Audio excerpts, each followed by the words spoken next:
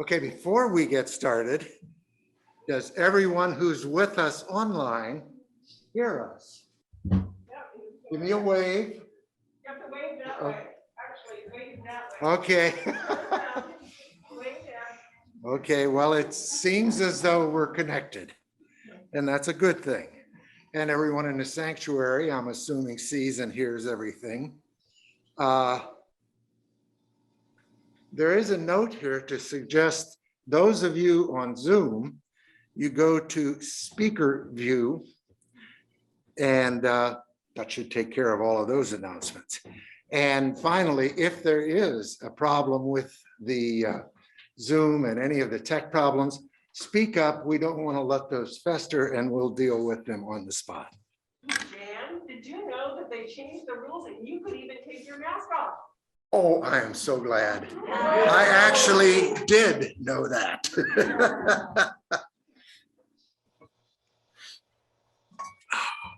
Ooh, that's so much better. Okay.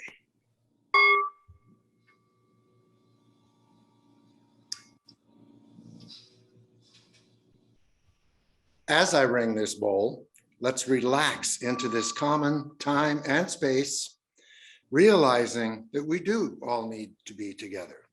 We yearn for connection, the familiar faces of friends, some of which we can actually see, and the sound of shared voices, all of which we can hear. Good morning to our friends, members, and visitors, both live in the sanctuary and on Zoom. Our mission is to inspire, inform, and support all who seek spiritual and personal growth and a more equal and just community.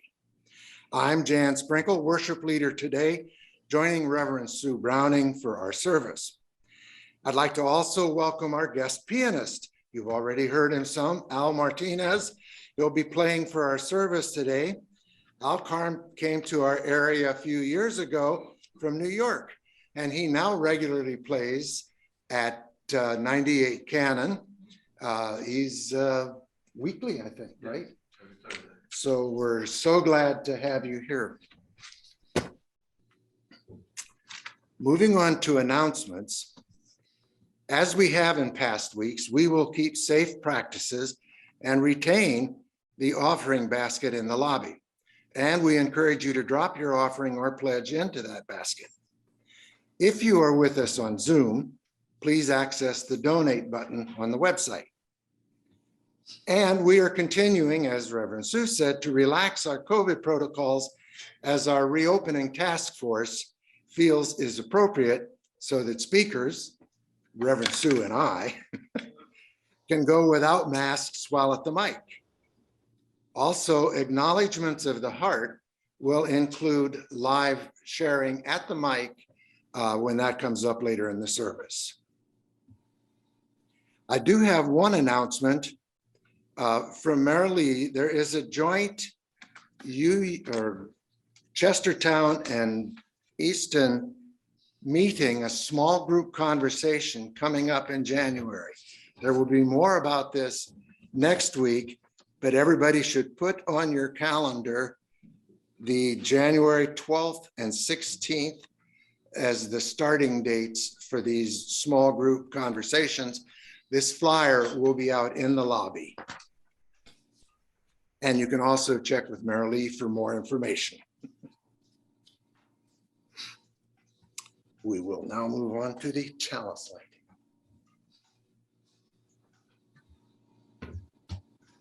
Good morning. How are you? Now we get to do the hold up the pieces. I can do this. So welcome everybody as we look at all the symbols of the holidays and find our places of comfort. So I invite us all to say our chalice lighting words. We light this chalice as a symbol of the light within all creation. We light this chalice for truth. May the search for truth be with us always. We light this chalice for love. May the love for others be strong in our hearts.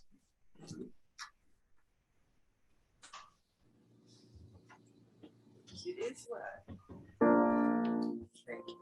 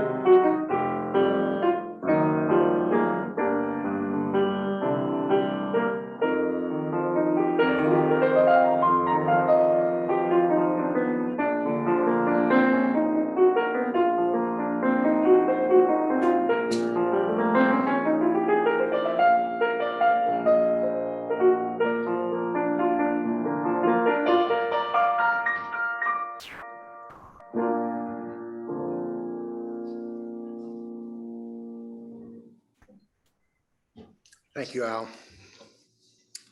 So our service today, it's entitled Speaking of Angels. It addresses many of the questions that we experience as Unitarian Universalists during a holiday season when we're surrounded by many symbols which we may question. Reverend Sue will explore angels as messengers and other messengers in our world today. One of the things that she asked me to do was share my own personal joy of the season. Well, as I was looking at some things leading up to this, it occurs to me that my own personal joy is light. It's all of the light, whether it's Christmas lights, whether it's a Yule log, and then with just a minimal bit of reading, that's been a eternal quest of people's. There is always a search for light, and it's that search, and it's the finding of a bright tree in the unexpected place that it just stirs me. So hopefully the angels and the shepherds that Sue's going to talk about will address light. We come in a spirit of learning and memory this morning.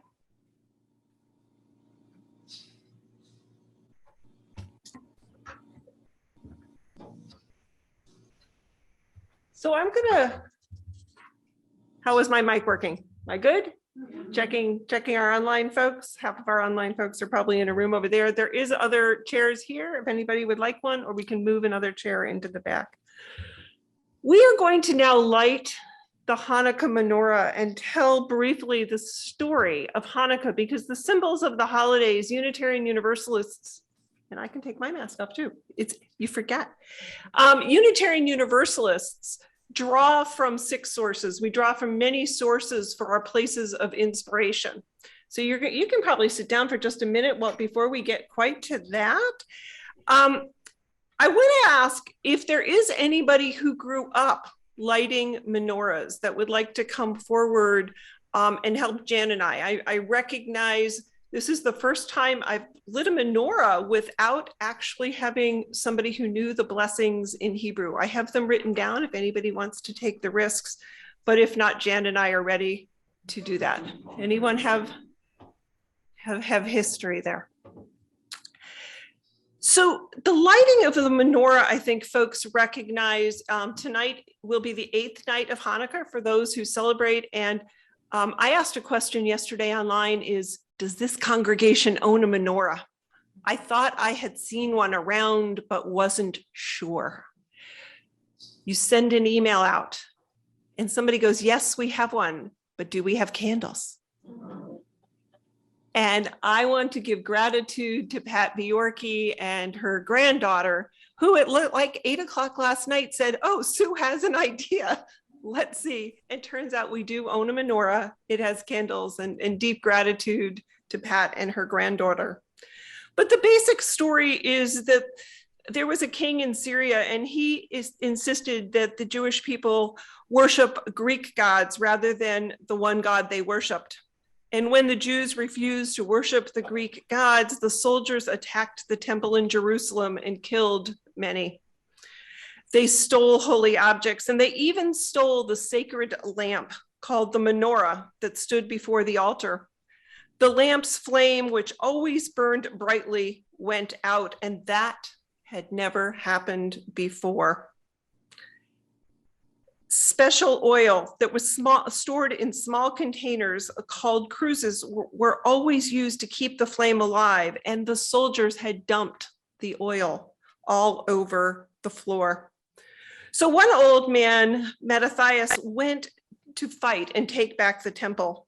And he went with his 5 sons, and it was a long period of battle. And then he became sick, and one of his sons, Judah the Maccabee, the leader of the fighting band, sustained the fight.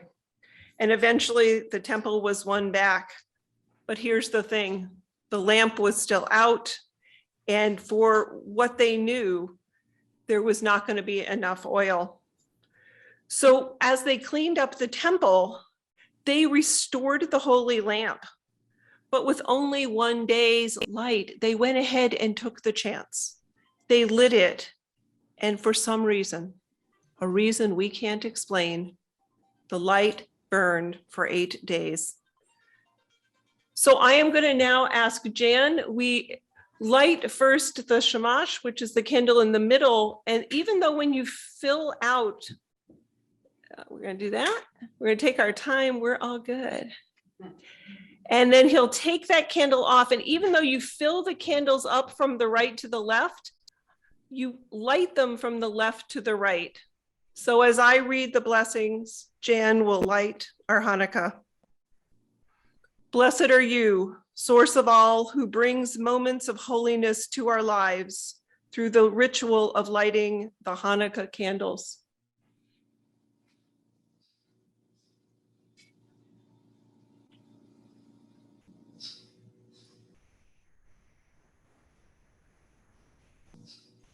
Blessed are you, source of all, who brings our attention to miracles from ages past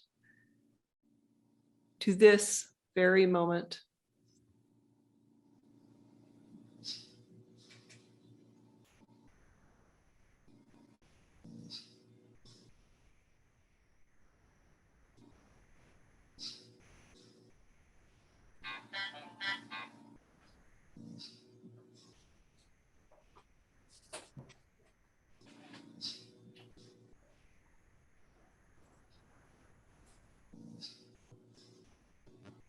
Thank you. I invite us now into a time of reflection. These words are from Brian Keeley. In times of darkness, we stumble towards the tiny flame. In times of cold, we seek the warming fire. In times of repression, we reach for the lamp of truth. In times of loss, we pray for comforting light. In times of joy, we light a candle of celebration. Spirit of life, Spirit of love, as we reflect on the light of this season, help us find what we need today. Let's hold that image and those words for a moment, and then we'll have our acknowledgements of the heart.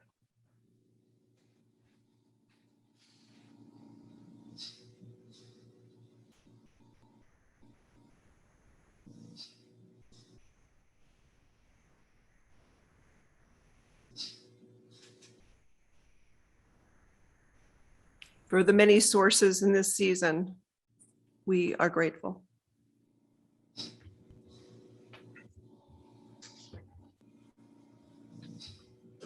Each week, we take the time to share what's on our hearts. As I mentioned, our COVID reopening task force has relaxed some protocols, and that includes live sharing of joys and concerns in the service. If you so desire, please come to this mic one at a time for sharing. Refrain from touching the mic, please, and I'll light a candle for you. Of course, you can also submit the joys and concerns either by email or on a card as you enter the sanctuary, and if you're Zooming, in the chat box. And also, as we regularly share, I will light a candle for COVID victims, families, frontline workers, as well as those in the congregation facing illness, recovery from surgeries, or accidents. So if you have a joy or a concern to share, please come forward now.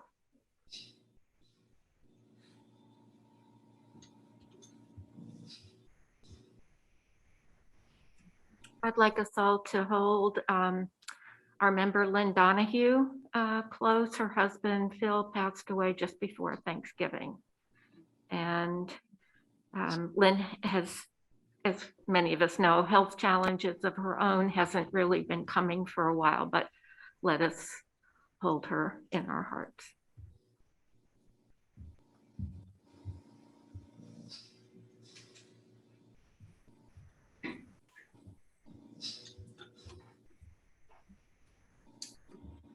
Hi, everybody. It's so nice to see your faces this way. Philip and I just returned from a trip to the Southwest, which was a joy. We did a driving trip. And at the end of that trip, we stopped and stayed with Tom Allen and Tom's new partner, Robin, and got to see Margaret Allen. And I think many of you will remember Margaret and Tennant were little kids here when we had, back in the era we had kids, and Margaret is now an RN and works at a specialty pediatric hospital, and everyone's doing real well. So I just wanted to share what a joy it was to see them.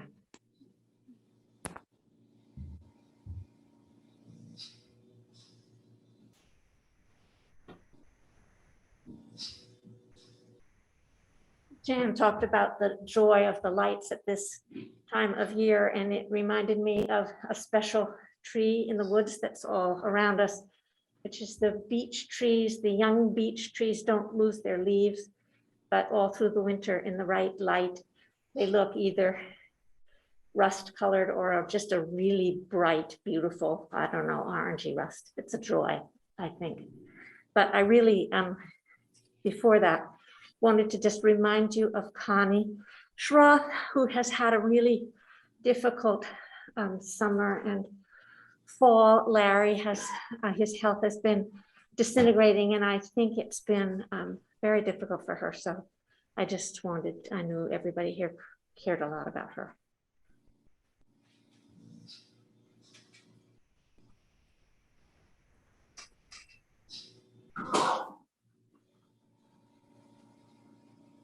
For those joys and concerns and others held in our hearts but not expressed, let's observe a moment, a moment of silence, and I will light a candle for those other joys and concerns.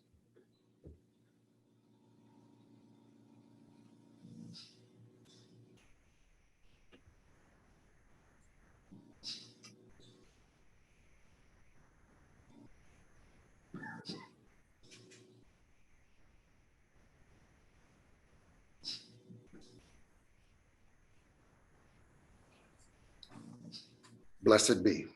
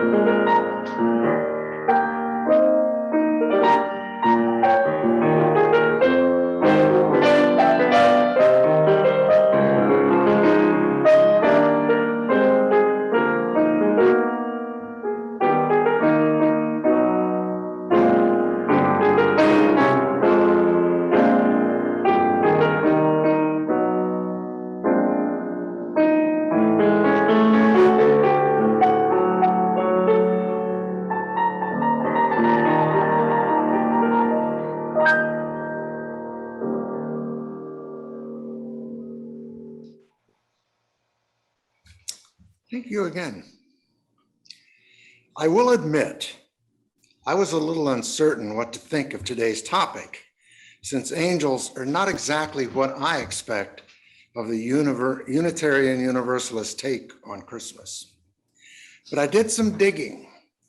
We found, Judy helping me, plenty of early examples of Unitarians, or let's say almost Unitarians, who actively shaped much of what we take for granted in our Christmas celebrations. The almost Unitarians part is a function of the UUs tending to adopt anybody who they really like their work.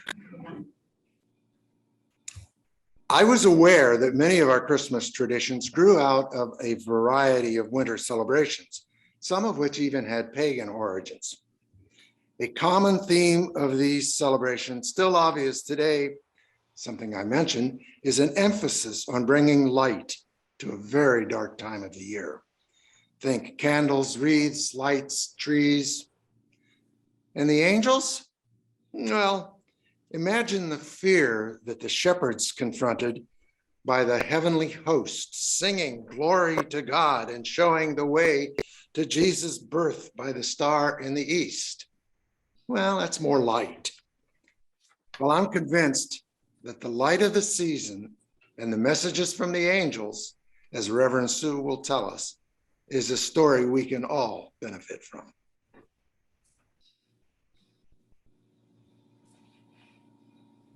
Thank you, Jan, and your research assistant. Very good. Thank you, Judy.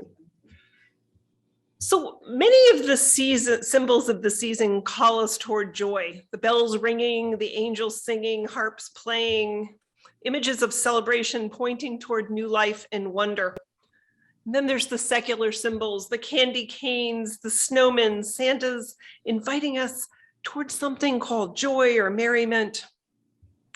The feeling of joy, if we think about what is joy is some sort of a feeling almost of release. It's a confidence that at least in that moment, all is well. In joy, we have a sense of well-being, something embracing us. And one description I found says, happiness is the outward expression that we have. Joy is more that inner feeling. And joy is a slice of what the holidays may bring. But yet this year, in fact, joy is one of the Soul Matters themes. It was hard to try to work up a sermon on joy. So you'll get a little different sermon. The Christmas Carol line that kept going through my head was a refrain from God Rest Ye Merry Gentlemen. Oh, tidings of comfort and joy, comfort and joy. Oh, tidings of comfort and joy. Comfort. The Christmas story brings a message of comfort along with the joy. And when we think about comfort, comfort is some sort of an ease and a freedom from pain or constraint. It's an easing of feelings of grief and distress, some easing of pressures. What messages of comfort do we find ourselves longing for today? Likely they think the phrase tidings of comfort and joy can be traced back to the Hebrew Bible and Jeremiah's people. He was a prophet and they had gone through an incredibly stressful time. They'd really been through the ringer. And it was their time of turning from despair that we hear that they're mourning, the mourning kind of mourning, and sorrow is going to be replaced by comfort and joy. Comfort is listed first because there needs to be some sort of a clearing, an easing of the turmoil, a settling of threats and fears. Maybe that was speaking to me because I do see that we are living in anxious times. The news has been challenging. Since I was here in the pulpit just 2 weeks ago, and at the risk of just picking out a few of the stressful stories, there was a parade where marchers were mowed down by a rogue driver in Wisconsin. Senseless death and injury. We had a school shooting in Michigan where a 15-year-old using an automatic weapon killed 4 students and injured others. And this story is close to the 9th anniversary of the school shooting in Newtown. And I can remember being an intern minister that year, and my minister saying, so what do you do when this happens on the Friday before your sermon on joy? It happened to be a sermon too, where we were lighting the menorah. It's a reminders of the prevalence of guns in our country and well beyond anything needed for hunting, even basic self-defense. It's not just a reminder about policy, but about our culture. We are witnessing to these communities that are in grief, and we stretch to imagine their pain, their need for comfort at this time. This week also, there were unsettling Supreme Court hearings on the access to abortion. Reproductive justice is an issue of fairness and agency. Making a decision to have an abortion is an incredibly challenging one, and there are lots of considerations. But we were asked to imagine this week, what if those aren't even choices you go through?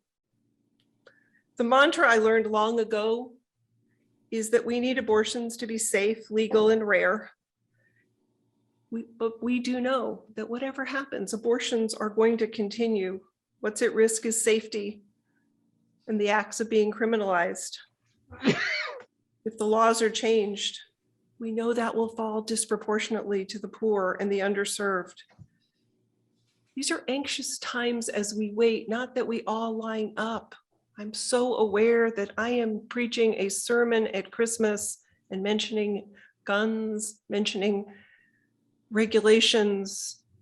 And then we topped it off with a new COVID variant that we don't quite know how to pronounce. I'm going with Omicron, but the jury seems to be out. I think with well-fitting masks and good ventilation and vaccines and boosters and more rapid tests, we're going to get through all of this.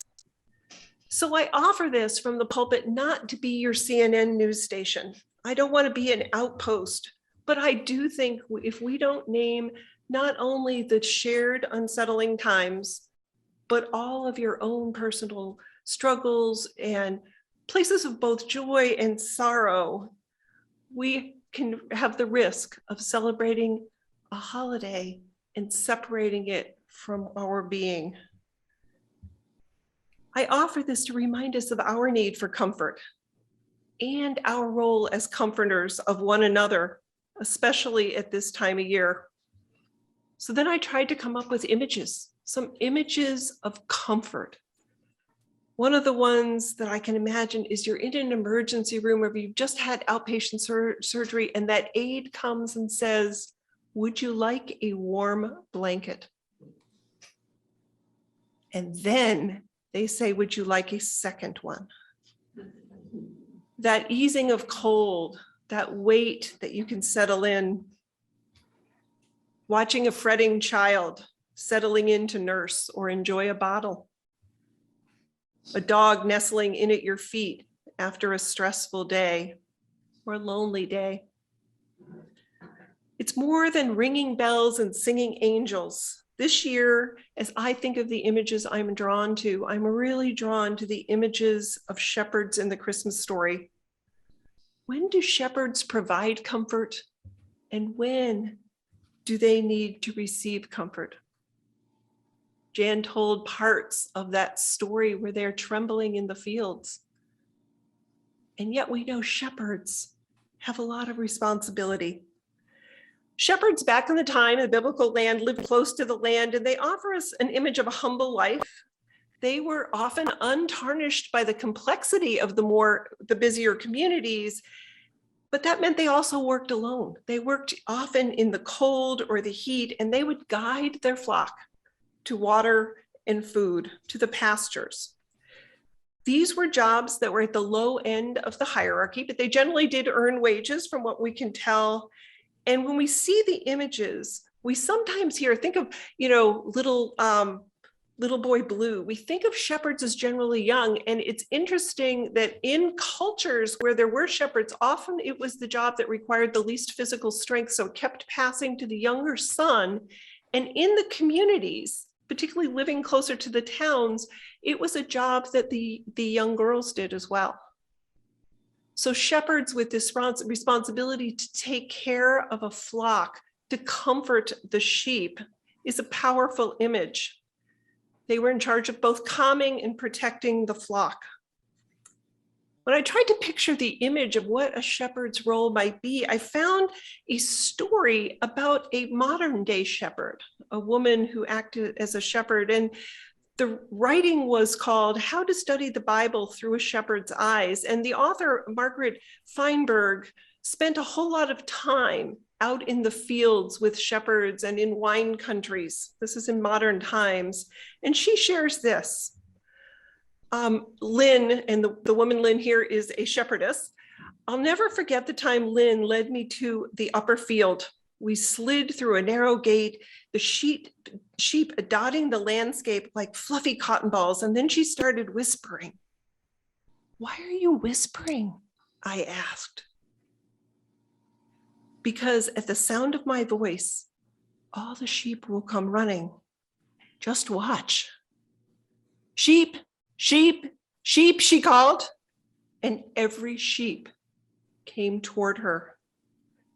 Later that evening, the sun dipped below the fiery horizon, leaving a faint glow of rose and tangerine in the sky, and Lynn and I sat in the field with the sheep. At one point, the smallest lamb, Swan, the lamb was called, who had watched us all day, dared to break from her mother and head toward Lynn. The shepherdess extended her palm and wiggled her fingers and spoke the lamb's name. Swan hesitated and came forward to experience the gentle touch of the shepherd's hand for the first time. Then Lynn withdrew her hand.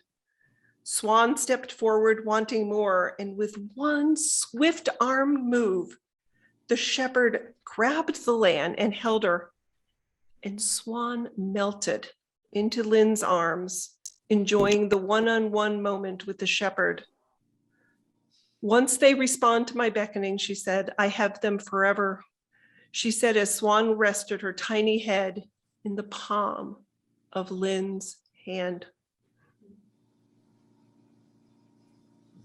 Shepherds were caring and offering comfort, but they were also vulnerable. They lived in anticipation of much they could not control. We hear in the Christmas story of anxious ones trembling that Christmas Eve. What were the messages of reassurance they needed? What was their role that night as witness? It's when we telegraph our concern, our strength for others, that we can convey love, And those shepherds needed something that night for comfort. Because remember, before joy, one needs to relax, to pull back from the chaos. And as those shepherds were in need of comfort, we hear in so many of the Christmas carols what happened, what the angels did. The lyrics from Go Tell It on the Mountain. While the shepherds kept their watching o'er silent flocks by night, behold, throughout the heavens, there was a holy night. The shepherds feared and trembled when low above the earth rang out the angel chorus that hailed our Savior's birth. So when we hold Christmas pageants, if we think of shepherds, none of us can do all this on our own. And if you think of the Christmas pageants we used to have with our children, depending on what heritage you grew up with, there was the Mary and the Joseph and the wise men, and everybody was cast into their roles. And there were shepherds. There was always shepherds. And the shepherds were almost always paired with angels.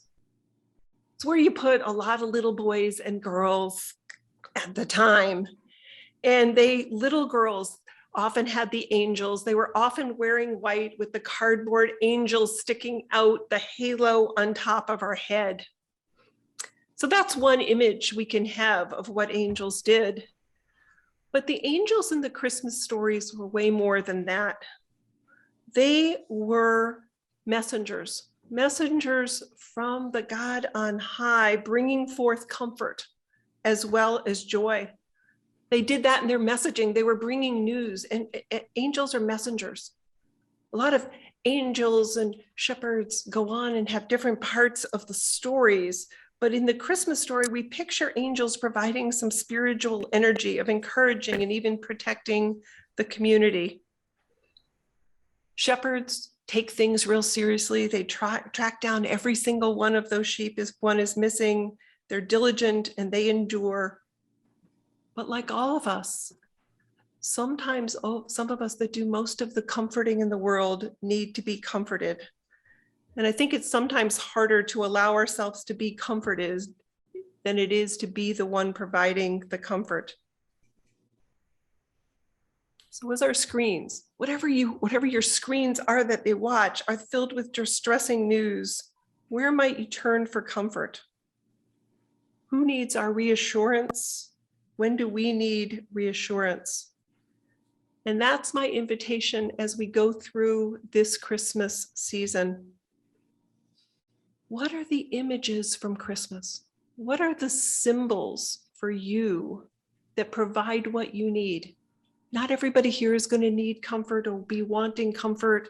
Maybe joy is what you're needing, or love or hope. Maybe it comes in the greenery. Maybe it comes in that Christmas ornament that's been passed down. Maybe it comes in symbols like the menorah that remind us of a stressed people who were blessed by candles that stayed lit for 8 days.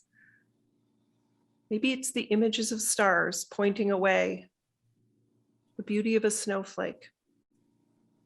What symbol is drawing you in this month?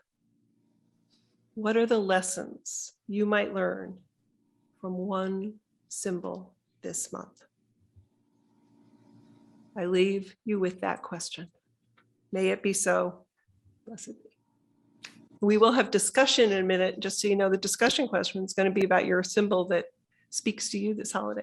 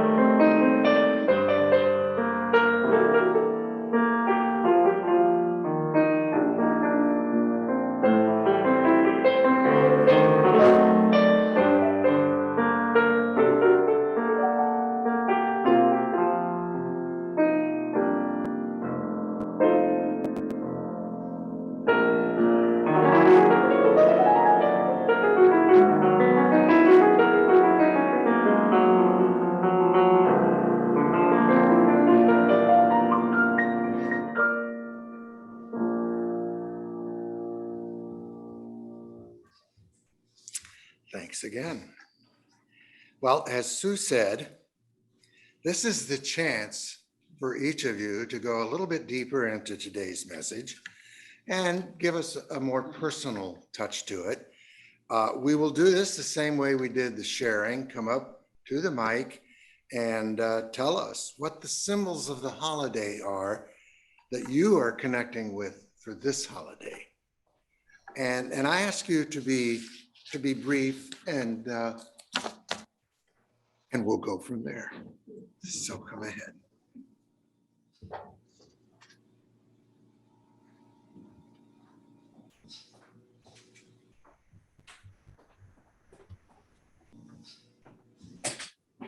This isn't, I guess, one symbol, but one of my greatest joys of the holiday is decorating our tree.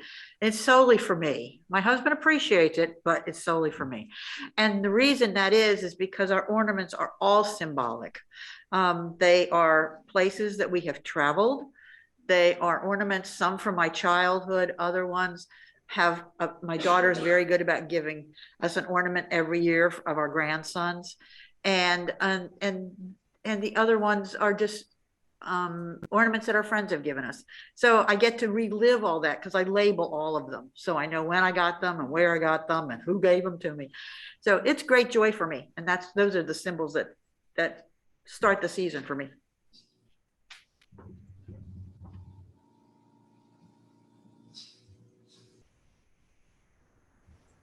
I'll add to what Lynn said, because unpacking the ornaments is like finding old friends again.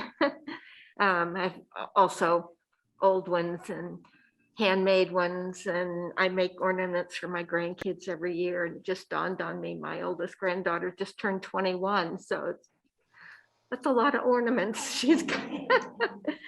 But I also think Sue's talk about angels always reminds me of words of a Pam Ortiz song that I love, where she says, my favorite angels are the ones with 2 feet on the ground. And I think blessed to have angels in my life, the support. So that's what my angels, yeah.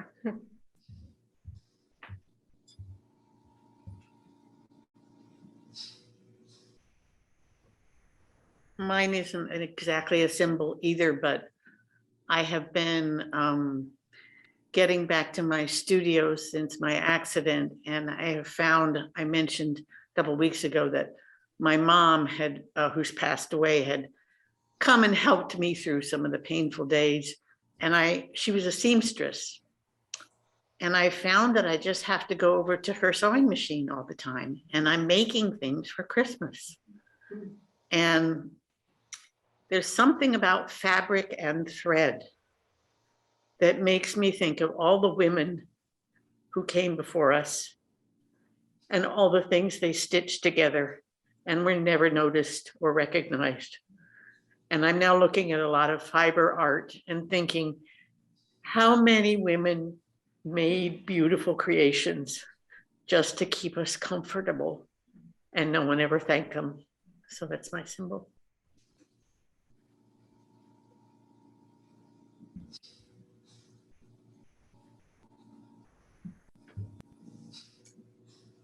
I guess Sue has helped me realize, see joy in a new way. As she said, this is a time when we need it so badly. Our hearts yearn for it, despite everything that's going on. And yet before joy, if I understood this correctly, there has to be a time to let go and almost make a space for the joy to come in. And so whether it's just slowing down one's pace, meditating, being quiet, loving somebody extra much, however that presents, just to allow the joy to come back into our lives, I think is an important message this Christmas.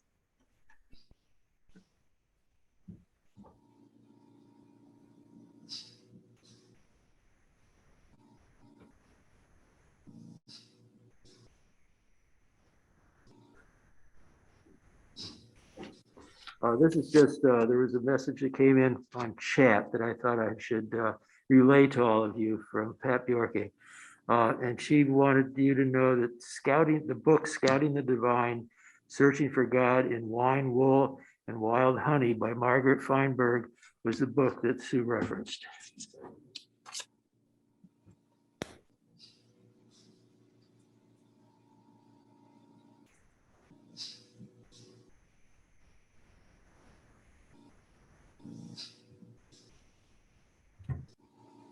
Thank you for that sharing. And, through our Facebook accounts and everything else, as symbols strike you, mention them to one another.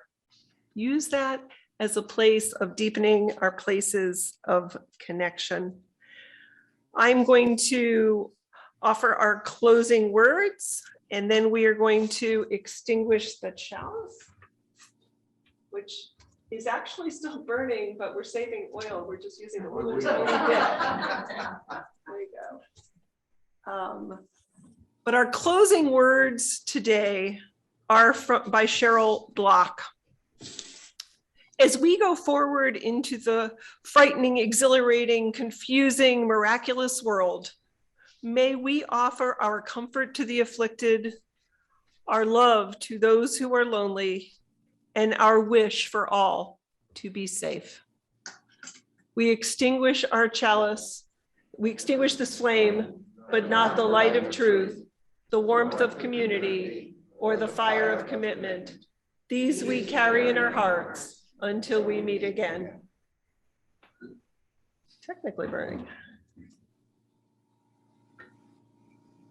And after our postlude, the service will be over.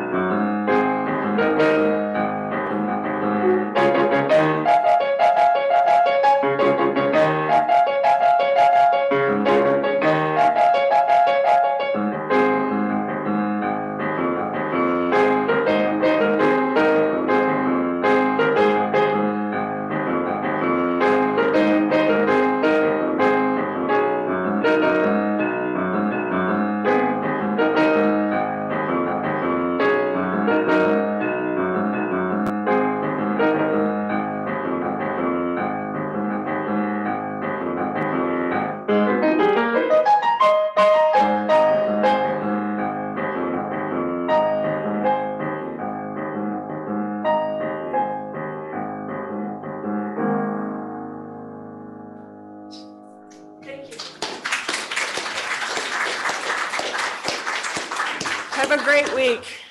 We will be.